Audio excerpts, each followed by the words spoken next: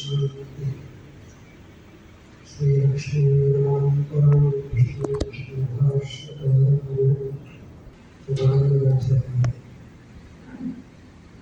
श्री राम ने भूमि आंदोलन साथ साथ संघर्ष और श्री राम ने भूमि के दक्ष जी और उनको हमारी तरफ से समर्थ करने वाले हमारे महापौर डॉक्टर गिरीश पाठक दाहिनी तरफ से हमारे श्रेष्ठ संत एवं लोकी पांडे जैसे किसी भी तरह से जुड़े हुए जो लोग यहाँ उपस्थित हैं सभी लोगों का अभिवादन करते हुए और उन सभी लोगों की सामूहिक श्रद्धांजलि जो आज प्रत्यक्ष के रूप में विराजमान है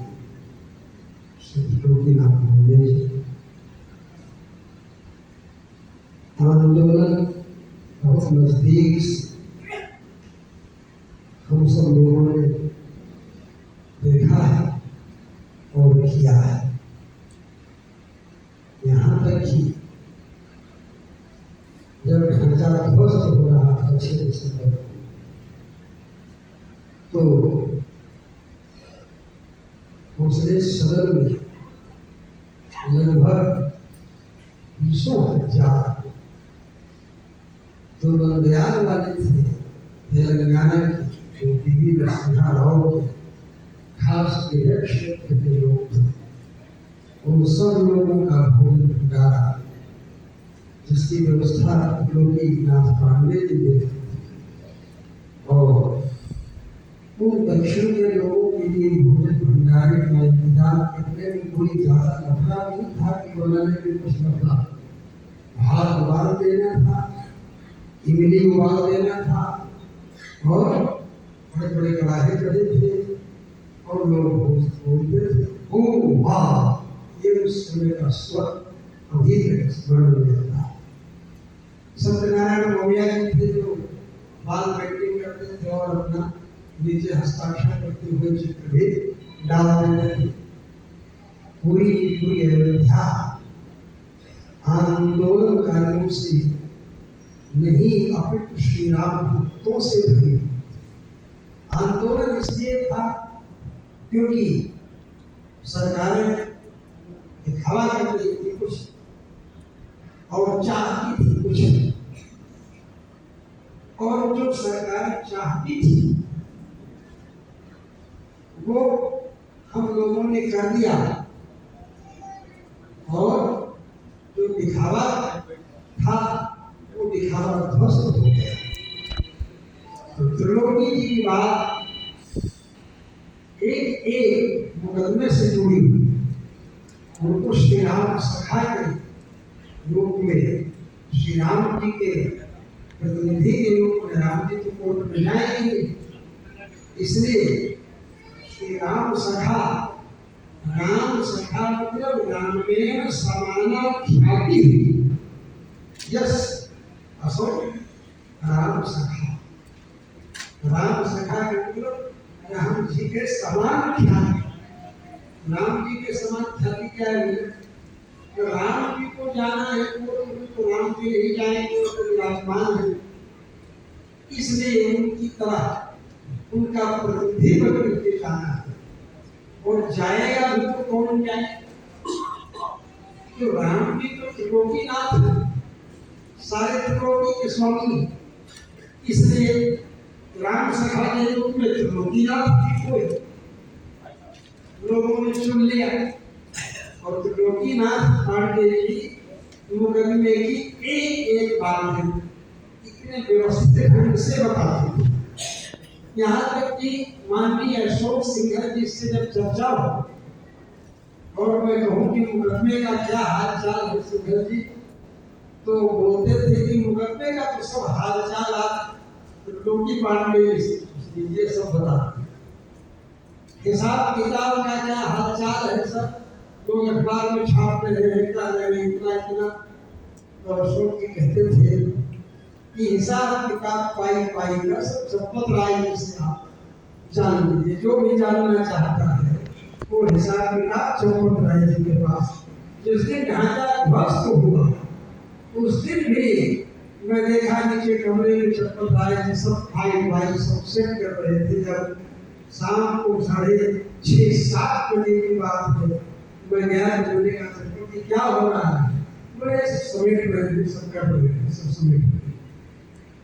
वो आंदोलन था, उस आंदोलन के प्रत्यक्ष गवाह के रूप में नहीं, उसमें भूमिका निभाने के रूप में हम सब लोगों को सौभाग्य प्राप्त हुआ था। वस्तुतः परम सौभाग्य था। आज हम जब भारतीय संस्कृति को देखते हैं तो भारतीय संस्कृति में वेद का सर्वोत्कृष्ट स्थान है। बिना वेद के भारतीय संस्कृति, बिना वेद के भारतीय संस्कृति की परिकल्पना ही नहीं की जा सकती। और वेदवाणी बिना कीदृशं भारत, वेदवाणी बिना कीदृशी संस्कृति, वेदवाणी के बिना ऐसा भारत और वेदवाणी के बिना ऐसी संस्कृति। और वेद का अवतार क्या है? वेद वेद परमात्मा जब श्री राम के रूप में आते हैं, राजा दशरथ जी को अपना पिता बनाकर, उस समय भगवान राम का वर्णन करने के लिए भगवान वेद महर्षि वाल्मीकि को अपना पिता बनाकर रामायण के रूप में अवतार दिया। वेद वेदते परेणुसि जाते दशरथात्मनि, वेद राजेन सादासी साक्षात राम। उस श्रीमद् रामायण जब हनुमान जी महाराज लंका की तरफ जा रहे, उस समय समुद्र जी कहते हैं मैनाक पर्वत से कि अहम इक्ष्वाकुनाथेन सगरेण विवर्धिता इक्ष्वाकुशुक्रश्चाय तन्नाहत्यवसादि।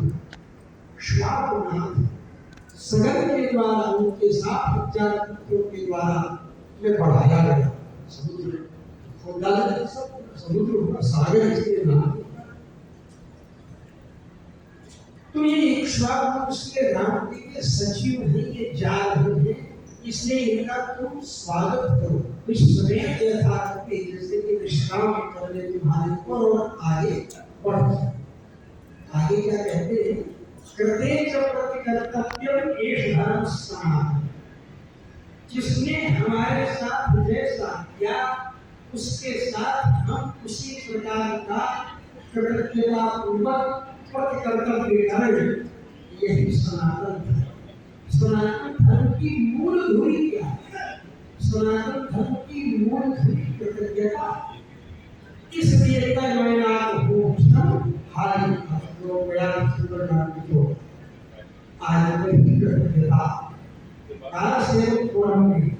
जब हम सब लोग बैठ करके चर्चा करते थे तो ज्योतिनाथ जी ने जो किया उनके प्रति हम कृतज्ञ हो गए, उनका स्मरण करो और इस सभागार के अंदर स्मरण करो और भी कृतज्ञता की क्वालिटी बढ़ जाए और भी इसकी गुणवत्ता बढ़ जाए तो त्रिलोकीनाथ जी के नाम से और भी कुछ हो जाए, अयोध्या में हो जाए, उनकी स्मृति में सभा के साथ साथ और भी कुछ हो, ये मन में कृतज्ञता के रूप में भाव अकस्मात आता है।